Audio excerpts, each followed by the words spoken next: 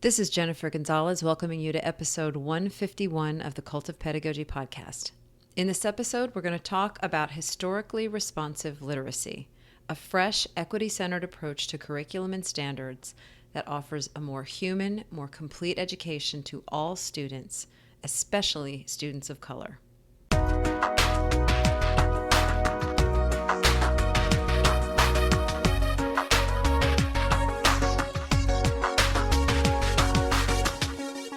For years, teachers have been looking for ways to improve the academic performance of all students, especially students of color and those from culturally and linguistically diverse backgrounds.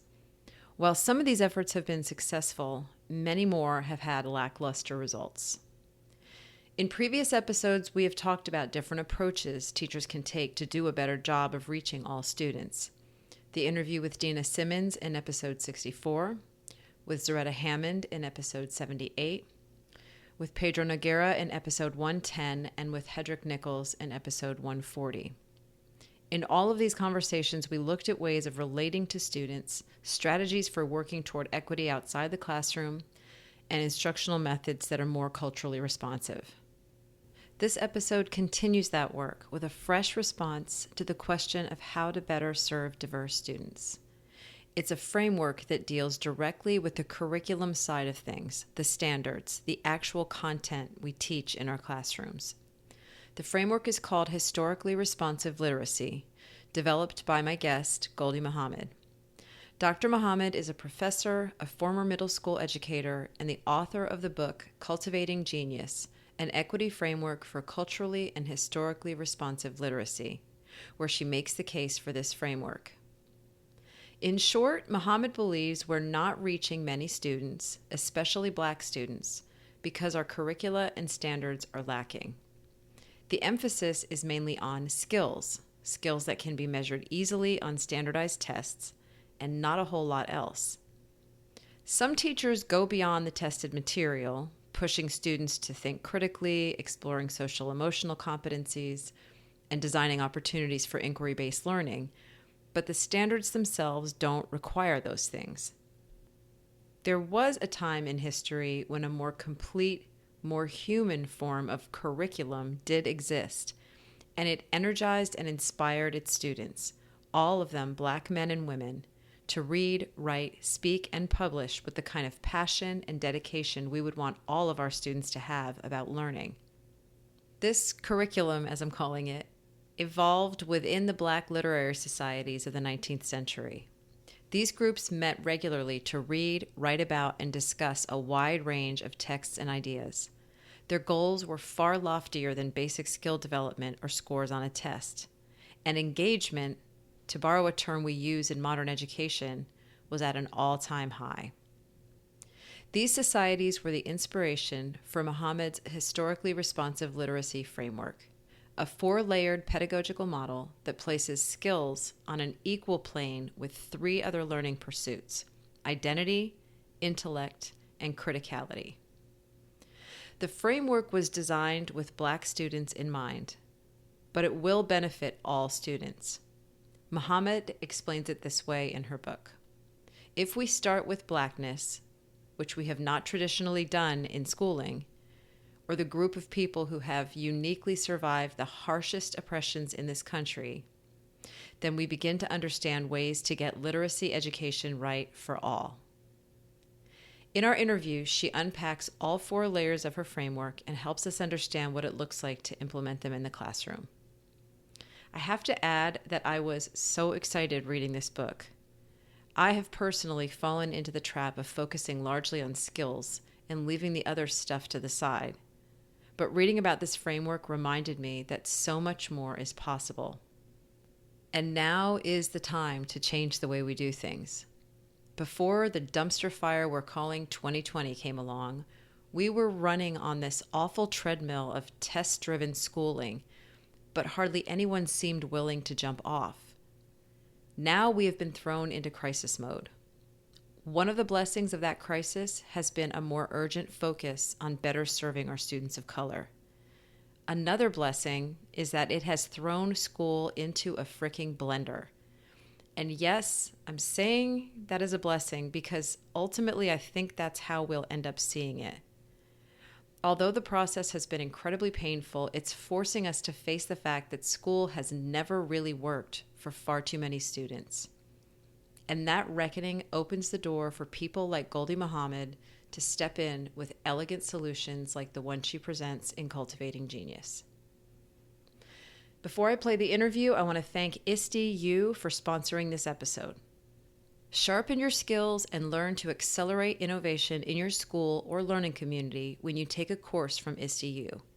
These flexible online courses put pedagogy first, and they're built to help educators, librarians, tech coaches, and leaders develop digital competencies and advance their careers by exploring critical topics in education, like project-based learning, game-based learning, the learning sciences, and ensuring equity and inclusion in online learning.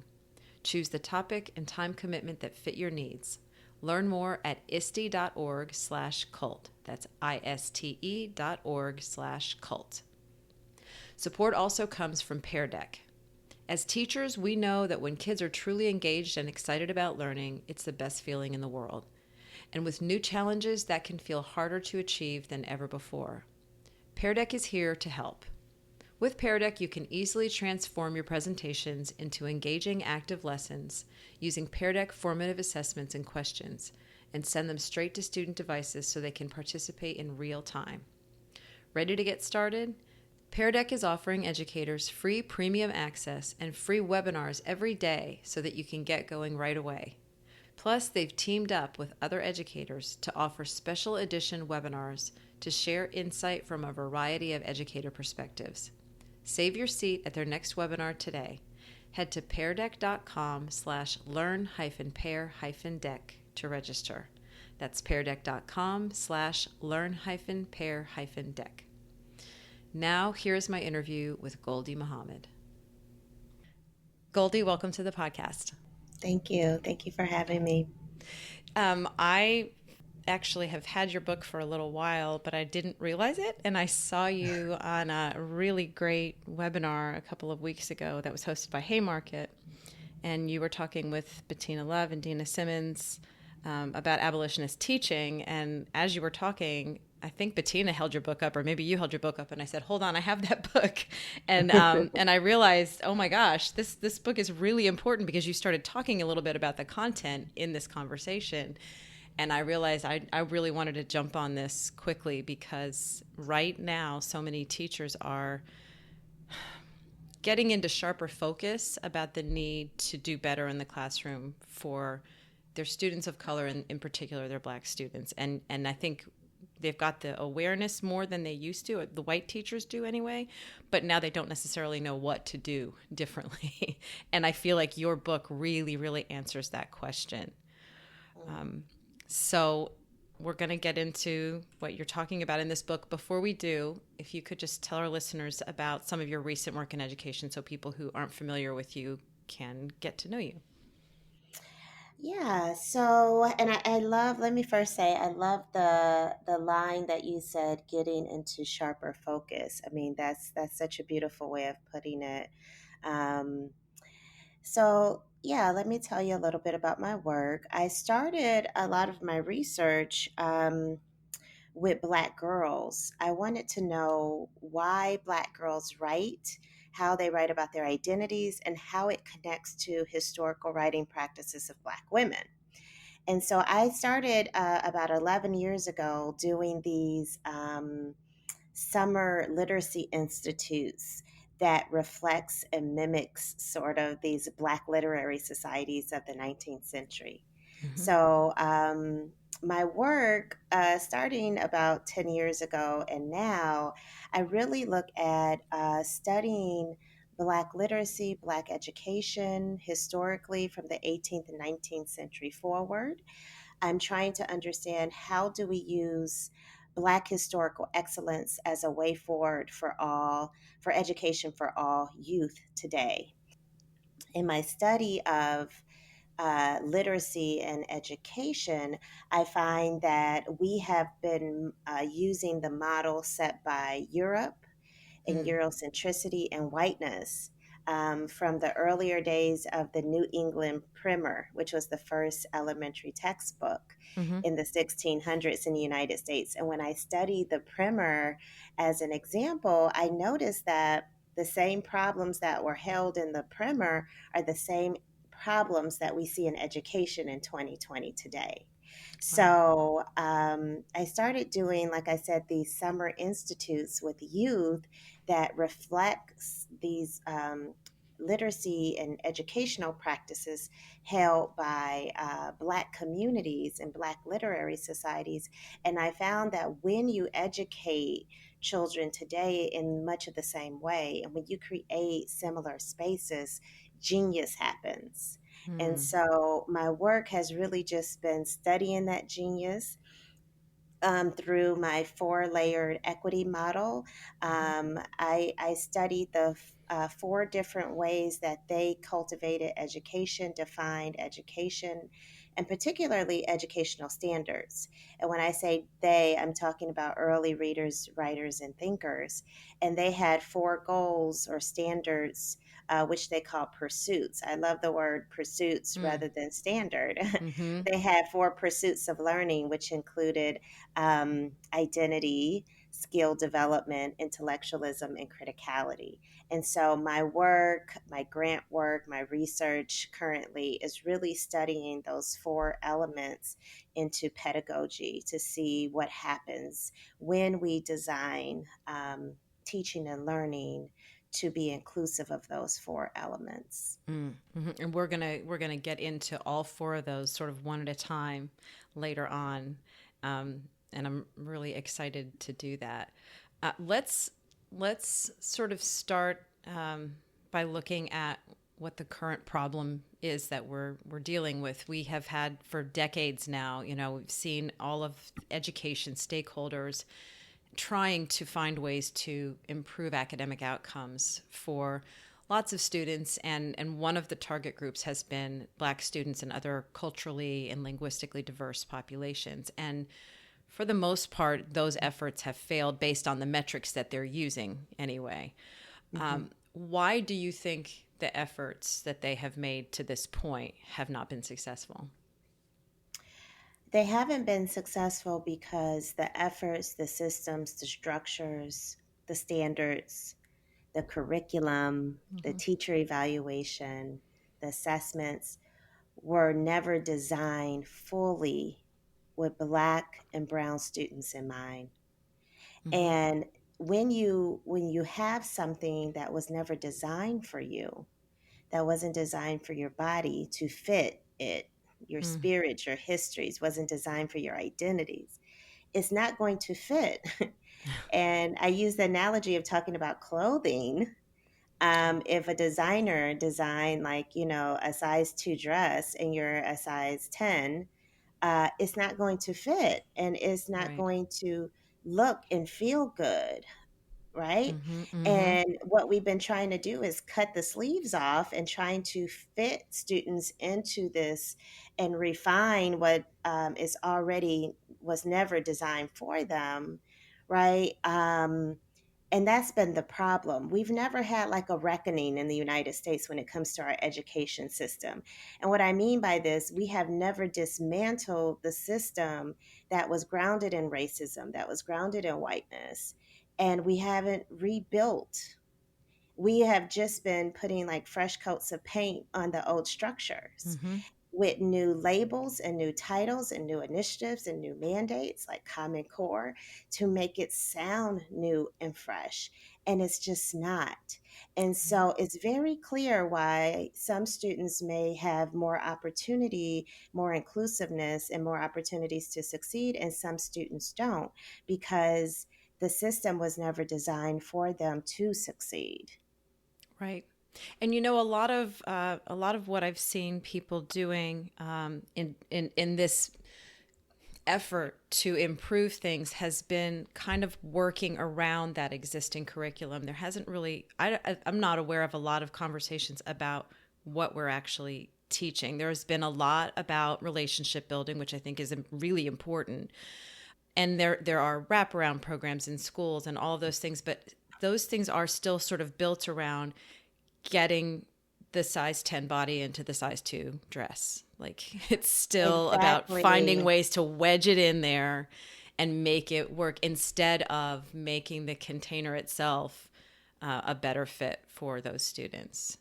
Absolutely. And so, what you just said, you hit it on the nail because people are doing like wonderful, equitable, justice centered work. Mm. But that's what they're doing. They're doing it around a jacked up system. Mm-hmm. Mm-hmm. And so what happens is that you have social justice not deeply intricate and threaded throughout the fabric of the United States or the district school system. You have it sort of on the side. And we Yeah. have plenty of examples of this. New York has AP for all, you know, preschool for all. They have for all initiatives, computer science for all, you name it, and it's a for all initiative. But when you study that initiative should be just the system. We shouldn't have to have extra programs to increase access and inclusivity. Although, look, I'm not knocking those programs Right. because Right. they help, but my point is those programs should be the system. Yeah. They should be the foundation so that we're not doing work. We have to start with the standards. And that's why it's my goal in life to Hmm. rewrite the standards so that they are equitable, so that they are excellent, and that they are for everyone, and that they are embedded into the histories and the identities of Black and Brown students.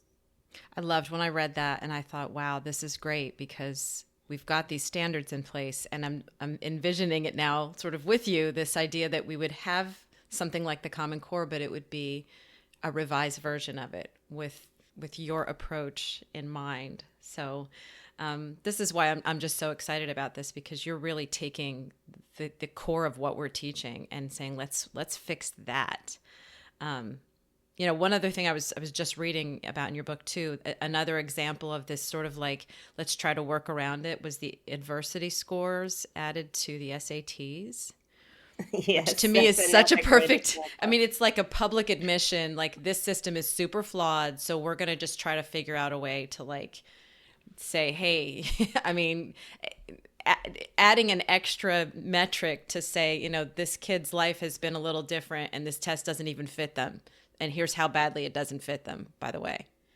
Exactly. And I talk about that that test in my book Yes. because it's like that's what we're doing. I don't know what we would name that thing, but we've been doing it for a long time. Mm-hmm. Instead of just deconstructing the test and writing a test that is more responsive, culturally anti-bias, that seems to be the better fix. Yeah. But Yeah. we have to be very clear, adding an adversity score, adding all these other initiatives and not changing the system means that we're still retaining and keeping the opportunities for those students the system was designed for, and keeping other students on the margins. Yeah. Yeah. So before we get into the actual model, I'm so fascinated by how you actually came to this in the first place by discovering and studying the work of Black literary societies. And I had to double check, as you said, the 19th century, and I kept looking at the dates and thinking in my head, these are early 1800s when slavery was still happening in large parts of the United States. And Hmm. so the timing of this is just really pretty incredible to me. The empowering stories of these societies happening, I'm guessing, more in the North than they were in the South. Oh, all in the North. Okay, okay. So these weren't necessarily hidden, sort of underground things happening in the South. These were in the North. Correct. Okay. And you sort of kept noticing the practices that these societies were operating under, and found a really good model that we should be applying in school. So before we actually get into like what this looks like in the classroom, what did you discover about these societies that really lit this inspiration for you? Yeah, so I took a class in graduate school called the The archaeological and historical literacy development of African American males. It was such an official title Hmm. by my advisor, Alfred Tatum. And it was a really cool class because we had to take our research topics and historicize them, or like study the history of them. Mm-hmm. And I was really interested in collaborative literacy and learning what happens when we all come together. And so I discovered the work of like Elizabeth McHenry, who wrote a book called Forgotten Readers. And I started to just find historical artifact upon after artifact, artifact Mm-hmm. after artifact. And Mm-hmm. around the same time in 1827, you have the Freedom's Journal, which is the first African American newspaper. And so the newspaper circulation and the newspapers that came after the Freedom's Journal, they started to just there just started to be many and many newspapers, right? And the Mm-hmm. newspapers served as the central reading material for literary society members. And so in the North, in cities like New York, DC, Philadelphia, Black folks had some more freedoms and liberties. Of course, we know we can Mm-hmm. put quotation marks on that, right? Mm-hmm. Because that still came with oppression, but they gathered together and organized themselves as they had been doing in moral societies, anti slavery societies. So we have to keep in mind this is within the work of abolitionists during Mm-hmm. that time. And so they came together to read, write, and think and cultivate a sense of consciousness to help advance the conditions of Black folks and then of the whole society at large. Because when you improve the society within Blackness, you can improve the society for all. I Mm. think that was sort of their intent. And so I started to ask the question, what were their goals for learning? Why did they come together? How did they define literacy because of the word literary in their title? And so I discovered that literacy was synonymous with education. To be literate was to be educated. And reading Mm-hmm. and writing and thinking and speaking, listening, debating, these were all literacy practices that they did within their mathematics, their science, their history, and their language Mm-hmm. learning. Mm-hmm. So I asked myself, what were their goals for learning? And I found that they had those four goals. And so what I would do is, as I read the historical artifact, I would say, wow, this is really connected to identity. This is really connected to Mm. um, what became criticality. This is Mm-hmm. really connected to skill development. And so I started to sort of organize the research and the documents in that way. And that's how I came to those four areas. And if I were to add a fifth area, it would be joy and Oh. love, because they found joy in education even in the most harshest conditions. Mm. And I don't want to like romanticize that because it was harsh conditions, Yeah. but for them to still find joy and to travel to other lands through literature was a beautiful thing to read. Mm.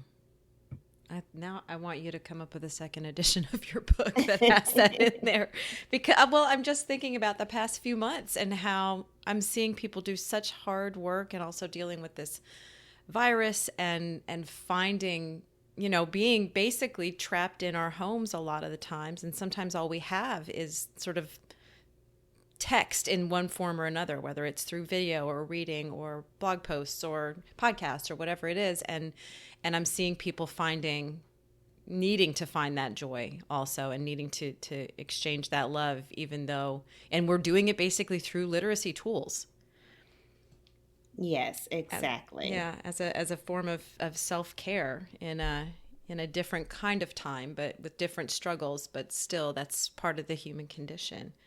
Hmm. Okay, so let's dig into the model. What you're calling it is historically responsive literacy, which is, I think, an important term for people to wrap their brains around, because a lot of us have been talking now about culturally responsive teaching, and this is sort of like a subsection of that, basically.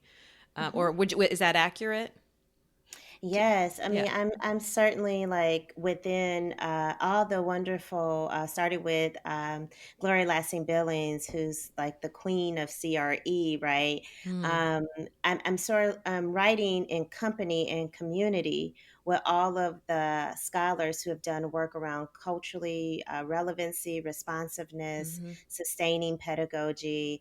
My work is taking a more historic look back and making and putting a practical model to the theory.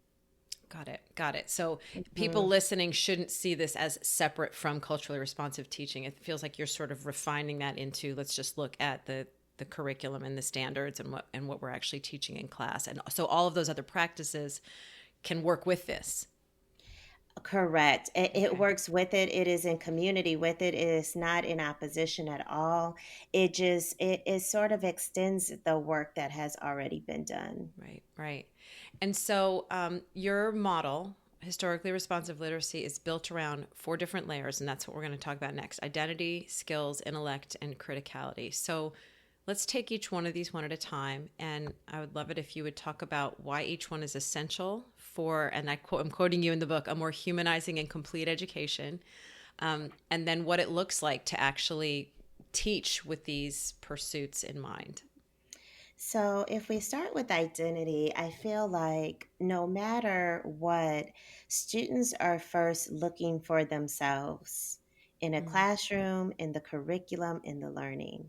Mm-hmm. And, I compare children to adults a lot. I Mm-hmm. You always should, say yeah. that my next book is going to be Adults Are Just Like Children, uh, because I notice in like my professional development sessions that teachers always sit with people they know. Yep. And they're if they don't know anybody, they'll find somebody who looks like them, whether their style, their appearance, and they're finding themselves, right? Mm, That's why Beverly Tatum wrote "Why Are All the Black Kids Sitting Together in the Cafeteria?" Part of that work is they weren't trying to self-segregate; they're trying mm-hmm. to find themselves.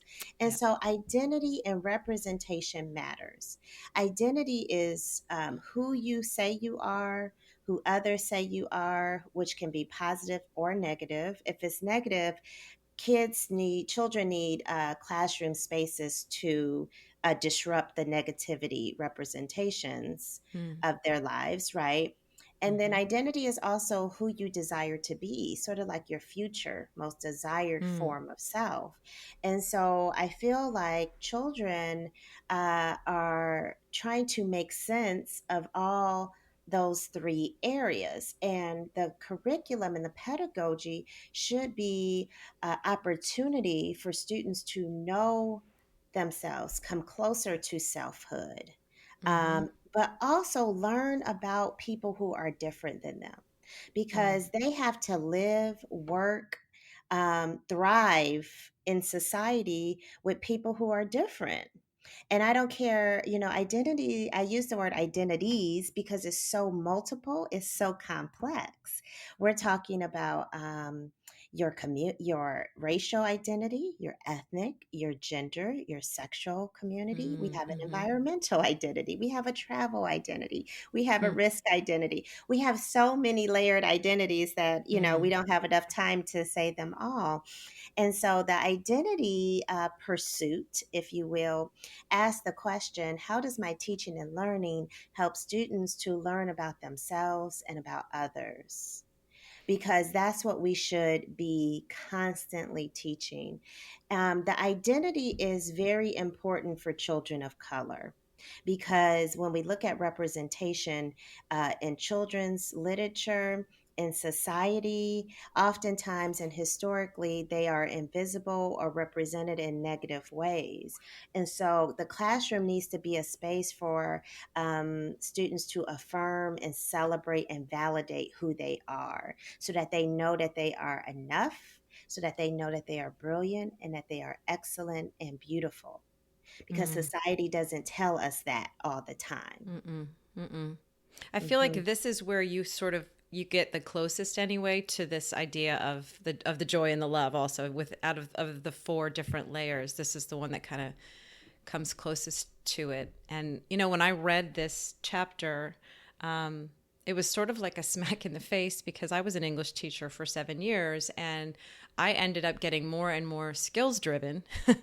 And that's not really why I even went into teaching, but I sort of started to take the identity work and push it to the side, because I wanted measurable stuff that would show up a little bit more on things like standardized tests or whatever. So I got sucked right into that system that you're pointing a finger at now. Mm-hmm. And we talk so much about ways to make our curriculum relevant to students. And I think a lot of educators acknowledge that if curriculum is not relevant, then students won't be engaged. And this identity piece seems to be the way that we make curriculum relevant. Exactly. And it's so important for students to, when students learn about the lives of other people, they are less prone to hate, to treat them Mm, in harmful or hurtful ways. So that other piece is important, of studying the lives of people who are different than you. mm-hmm. Because we all have a lack of understanding about at least one group of people. And Right. so that's why it's important, because, like you said, the system has conditioned us for skills, skills, skills. They have put Yeah. pressure on teachers.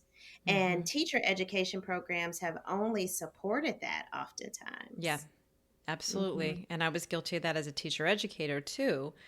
And I think it's right. You measure what you value. And so I, one of the things that you emphasize in your book is that none of these four layers is more important than any of the others. They should be treated equally, which is a lot easier said than done, because we give a lot of lip service to the other things being important, but we don't measure them, Hmm. apart from the skills. So what does it actually look like to place this first layer of identity, as put it on an equal plane with the others, in terms of our teaching, in terms of our assessment? What does it look like to do this? If a teacher asks, how is my, let's say, lesson plan or unit plan advancing students' understanding of self, you just write a learning goal Mm, to that. And some teachers have written it in as a way of students will understand their environmental identity and their roles and responsibilities regarding the planet. And mm-hmm, sometimes they've written it in I can statements, where in the student voice they say, I can understand my roles and responsibilities regarding the planet. And so then in the lesson or in the unit, there are opportunities for students to deeply reflect about how they recycle, or how do they uh, take care of the earth and the planet and the environment. You see what I'm saying? And mm-hmm, then when you assess it, you can assess it in discussion. If they mm-hmm, were able to talk about it, you can assess it in a quiz or a summative kind of test at the mm-hmm, end. mm-hmm, How do you see, what are 5 things you can do to take care of the planet, or name 5 roles that humans play on climate change? So you can even do like a multiple choice. So it can mm-hmm. be a qualitative or quantitative assessment, but if you value it enough, you can assess it. That's interesting. And it for somebody who's sort of type A and really measurement driven, I'm thinking like that's the type of thing that I would have put into a lesson plan maybe, but then if I was running out of time, I'd say, okay, well, we can get to that some other time, because I'm going to stick with the things that are easier to measure. So I think Hmm. just really absorbing these four layers as equally important, I think that can really help teachers to realize, no, I'm going to set aside 5 minutes to just talk about this identity piece, and really have students stop and reflect. And I think the teacher can also really model if you say it's important and you embody that in your behavior as a teacher, that communicates a lot to students, as Mhm. opposed to just being like, oh, yeah, okay, we're going to talk about the identity thing now. And just Yeah, kind of, yeah. exactly. It's not a fun thing. This is real life. We need to Mm. know ourselves to survive in this Mm-hmm. world. Mm-hmm. I don't care who you are. And so, usually, kids know that if my teacher values it, that she or he or they are going to test it. They're Yes. going to Yeah. assess it. It's going to show up on the test or on the quiz. Yeah. Yeah. And so that's I just gave like three examples of questions that can Mm-hmm. be on a test. Mm-hmm. We make it difficult. Someone said, well, that seems like it would be tough.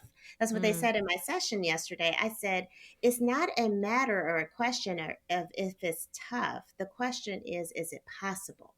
Yeah. Everything is tough. Being a teacher every day is tough, Mm-hmm. especially in a society that don't always value teachers. That's not Mm. the question. Is it possible? And if you had your own child, right? If Mm. you're a parent, parents are going to equally value the beautiful ways that their child loves themselves, identity, the skills they have, the intellect that they have, and the social consciousness they have. I Mm-hmm. don't see parents saying, no, let's just talk about my child's reading skills. They talk about Yeah. their emotional intelligence. They talk about the whole comprehensive whole child.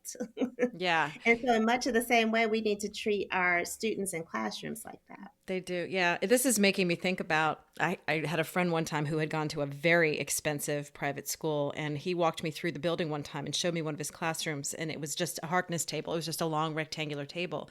And I said, "This was your English class?" And he said, "Yeah, we would just sit around and have these really like debates and conversations." And I can just remember thinking like, "Wow, private school's really different." Like they're not just doing drill and kill. They're sitting around having these deep conversations, and that's what's valued, and that's why those schools are seen as these excellent places to get an education, because the intellectualism and all this other stuff is given an equal footing to just the skills that you would see in poorly funded schools where they're just kind of rushing the bodies through and drilling them in skills. Exactly. And Yeah. it felt more human, I bet, right? Yes. Oh, I And couldn't that's believe what it. we're trying to get to. This is humanizing work. Yeah. Yeah.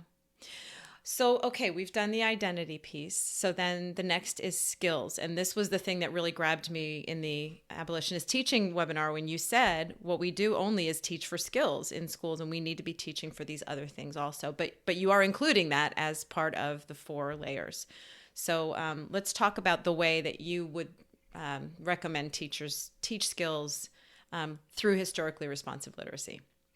So if we started with identity, right? Let's say that students now see themselves, they Mm, feel affirmed, they feel like they matter, they're enough, right? mm, Because mm-hmm. all those things contribute to students being having the capacity, Yeah. right, to learn skills. So Mm-hmm. now it's like you set the foundation for them to feel comfortable, to be engaged, to have the opportunity. If you get it right as a teacher, like Yeah. you got the child now with the Right. identity part, right? Because we all want to feel that way if we're in a board meeting Yeah. or no matter what. We want to know that we are affirmed. We want to feel safe, Yes. right? And so Yep. identity is the safety piece. And if we move to skills, skills are proficiencies, competencies.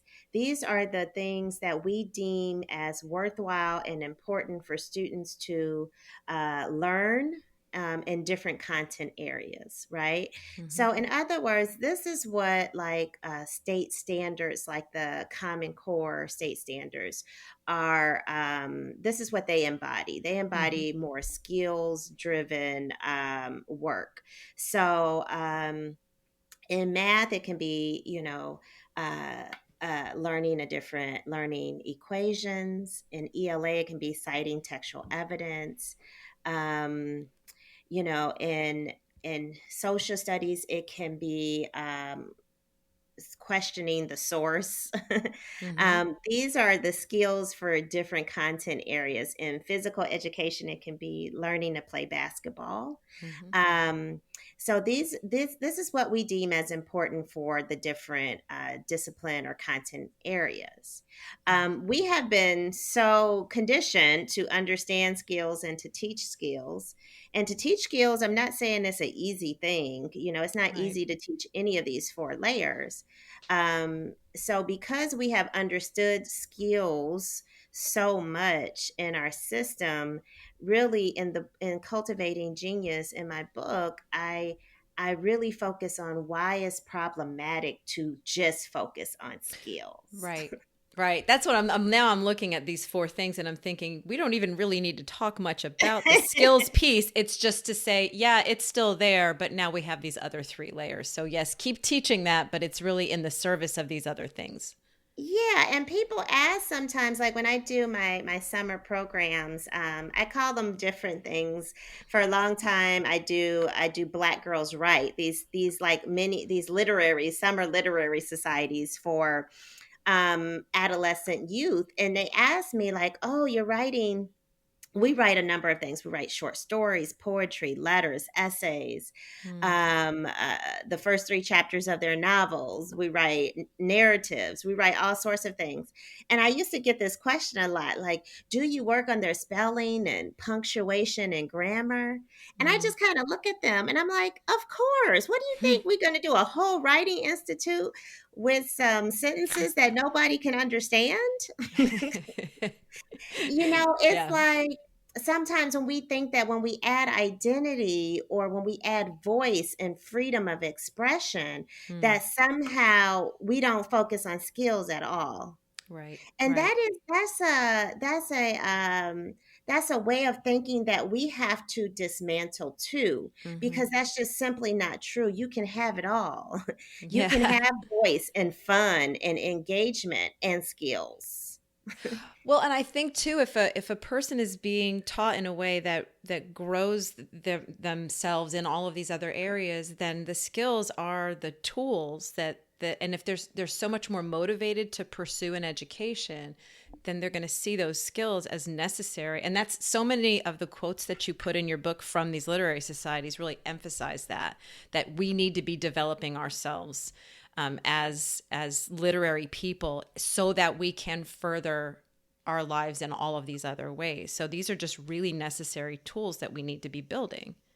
Exactly. Yeah, You yeah. just said it. And we need skills. You know, I thought about the four areas like, what do we need in our lives? And Mm-hmm. we do need skills. We do need to, whether we're shopping at the store and calculating our percentage off, or writing a letter for customer service, because I'm sure we all had to do that.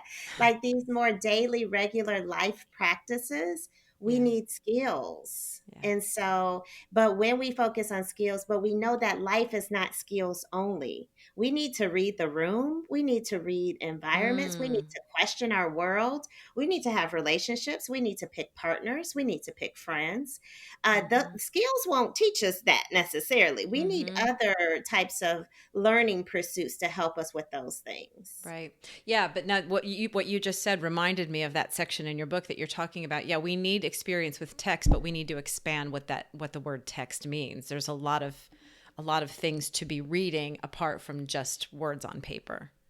Exactly. We Yeah. can read the world as text. That's why I don't like it when people say the teenage child can't read. Mm. You can say that they struggle with decoding or Mm. fluency or reading text. That's a fair statement.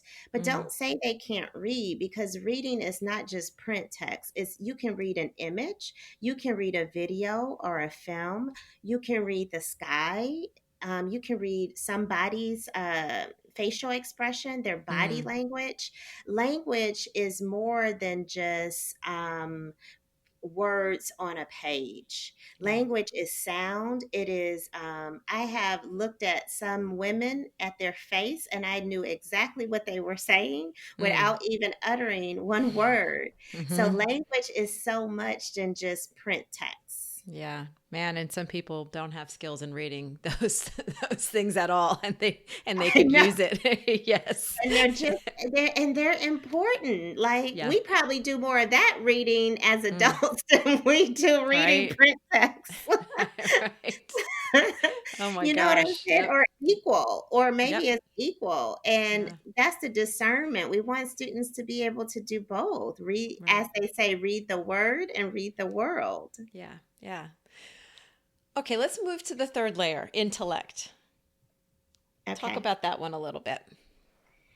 So, intellectualism, I like to I, I I like to think of the question of what do we want our students to become smarter about? When I was at the University of Illinois Chicago, um, I was like the teaching assistant of the literacy clinic, and Alfred Tatum and I would work with candidates who wanted to be reading specialists, and we would notice that when students left, when the youth left after being tutored, and we would ask, you know, what do you want? What did the child become smarter about? The teacher would say decoding, Mm. fluency, Mm. vocabulary. And I'm like, are you teaching them to be reading specialists? Only my ELA people get that joke, really. Right. Uh, Yeah. but it's like, what was held in, you read some sort of text. Yeah. What content was in the text? What people, places, things, Mm. concepts did you teach? You shouldn't say that they became smarter about equations or citing textual evidence. Mm. Mm-hmm. That's not Mm-hmm. intellect. Those are skills. Yeah. Okay. And so intellect is the knowledge. And I think the difference between knowledge and intellect, intellectualism is when you do something with that knowledge, where you apply it somehow in your Mm. discussion, in your activism, in your actions, in your exercises, in learning. Intellectualism has been so diminished in education. Oh yeah. You know, even how we prepare teachers, you know, it's like we're sucking the power out of them by telling them to read a script and a curriculum. Like we Mm. need to go back to teacher as intellectual, teacher as scholar, Mm. Mm-hmm. reserving the field for the brightest among us who are knowledge seekers, right? Yeah. Because an intellectual is someone who knows their field, who goes out and sees the world in mathematics and science. As an ELA teacher, you probably would live each of your days with seeing the world in literature and poetry. Everything you see, it will remind you of something an author may have said, Yeah. because that's what we do as teachers. And so I'm pushing this idea of intellectualism, of treating young people as if they are scholars and intellectuals and thinkers, and asking yourself as a teacher, how does my teaching and learning help to teach students new knowledge and concepts? Right? Mm. New Mm-hmm. histories, Mm-hmm. new people, places, and concepts and things. And this is the part where we want them to be smarter about new things, Yeah. and to create. In the book I talk about just different ways to create an intellectual culture. How do you greet the students each day? What's on your walls? Who's on your walls? Are Mm. you open to teach to students critiquing your ideas? Do Mm. you feel like a community of learners, or do you feel like student teacher? You know, so I present some ways that we can rethink how to create an intellectual culture. Mm-hmm. This again sounds a lot like a modeling too. If you're a teacher who is modeling just a curiosity about the world, a love of learning, an appreciation for just new facts to learn about, that's going to bleed over. Particularly if the students already respect you and admire you as a person, then they're Hmm. going to see that joy that you get just from learning and knowing things about the world, and then applying that in different ways. Exactly. Yeah. Okay. This is I keep thinking about Cornelius Miner's quote on the back of your book. Like as you're talking, I kept flipping it over and looking at it because it was so true for me. He said there were several times that I had to put the book down to emote, to think, to mourn, to dream. And that happened to me also. I mean, what you're doing in this book, Gholdy, is sort of bringing back the reminder that teaching and learning should be this soul-filling, joyful experience, and not just for fun, but because learning is this amazing experience, and we have lost that. And I Mhm. do think that this is going to be great for Black students. But I'm also thinking, I've worked a lot with Kentucky kids, a lot of white kids in Kentucky who just kind of grew up in rural areas who Mhm. could care less about school because of the way school is delivered to them also. They see no Mhm. relevance to their lives. They don't see Mhm. themselves in the curriculum, and they are Mhm. just, they're knocking out the hours until they graduate if they get that far. Yeah. And so I'm seeing this approach being so relevant to so many kids who, I think some of them that get through it because they just know what they're supposed to do to get through it. My own kids are good students, but they can't stand school. So, Yeah, because I mean, and some kids don't like writing. They don't like social studies. I'm like, how do you yeah, not like social studies? I know. Because they've been when you do drill and kill and prompts and worksheets and packets, Mm-hmm. that would make anybody not like school. There's no relevance. A Yeah. lot of adults hate writing because Yeah. of their experiences in In school. education. Yeah. And I'm glad you brought up the rural kiddos because that's another group. There's so many kids who are left on the margins, Mm-hmm. queer kids, and Mm-hmm. and so this model is truly designed for all, and as Yeah. opposed to what we have been doing. Yeah. Okay, I'm keeping you for such a long time. Let's do the fourth layer because I know you've got a busy day ahead of you. Let's do the last layer, criticality. So criticality is again in I guess I would say, like, in the realm of critical theory, critical Mm-hmm. literacy, Mm-hmm. critical race theory, um, all the critical theories. There's so many in research, but critical theory is really looking at power, liberation, freedom, representation, voice, exploitation, marginalization.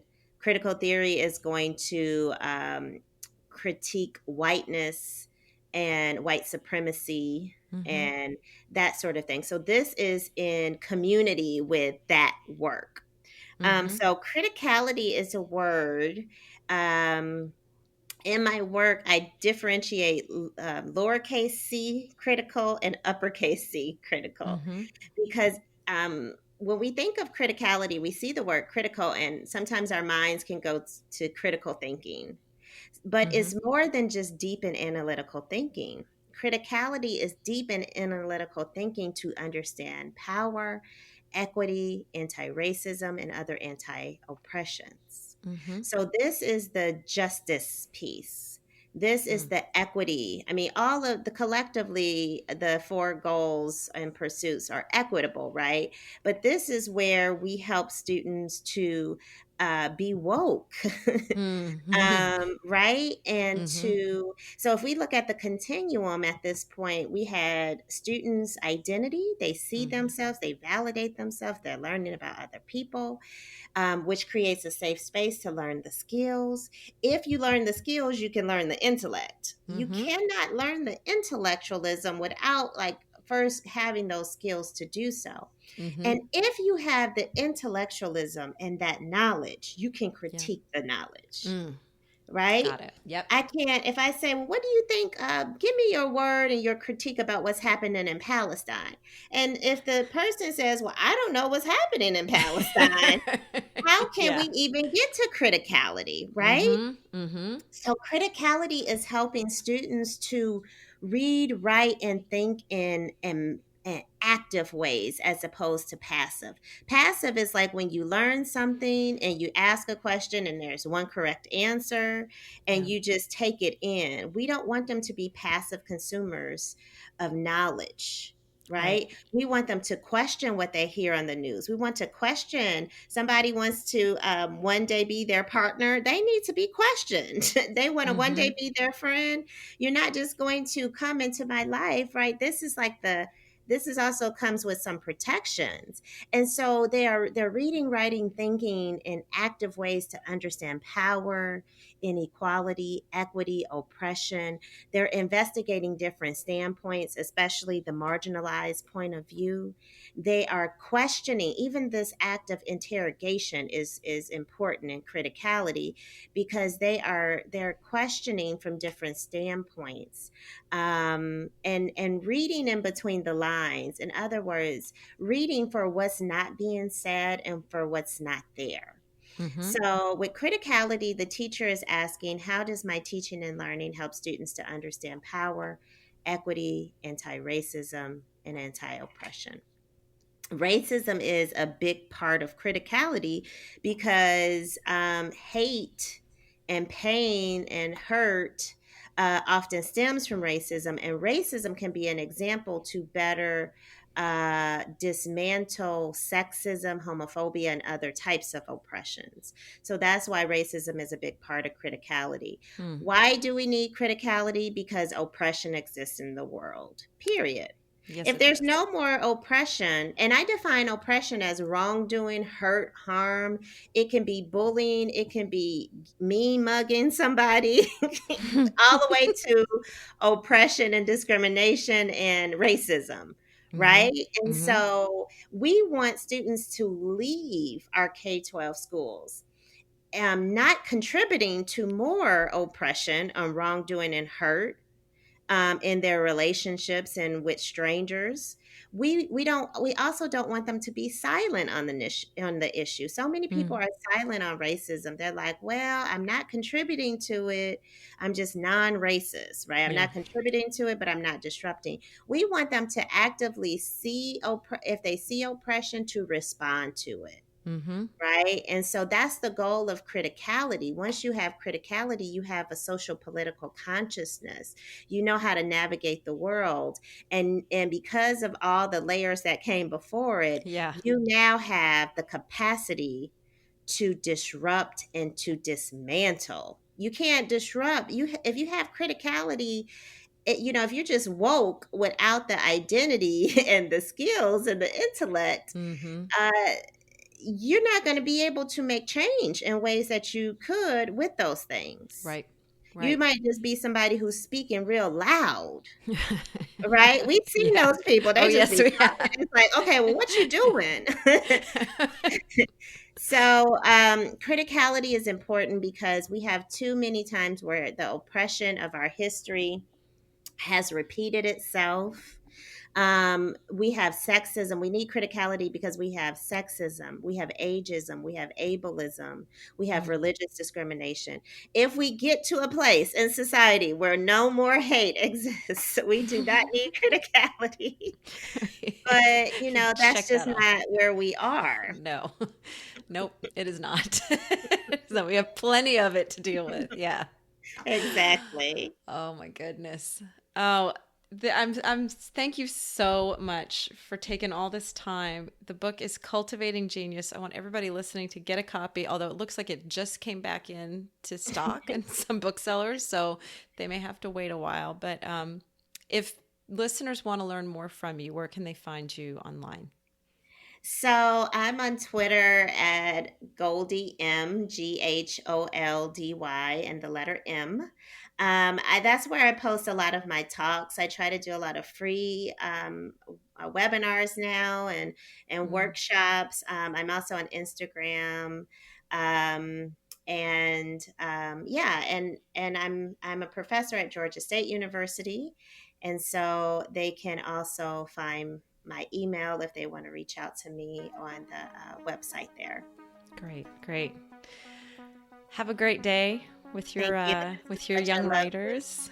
This is such a lovely interview. I really enjoyed it. It's a Oh, thank beautiful way to you. start my morning. Thank you. Thank you so much. And thank you so much for all the work that you put into this book. I agree with all the people that wrote about it on the back that it's a really important piece of work, and I'm going to do everything I can to get it in teachers' hands. So I really appreciate that. thank you.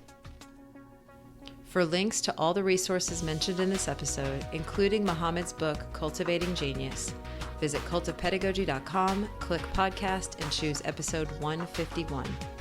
To get a weekly email from me about my newest blog posts, podcast episodes, courses, and products, sign up for my mailing list at cultofpedagogy.com/subscribe. Thanks so much for listening, and have a great day.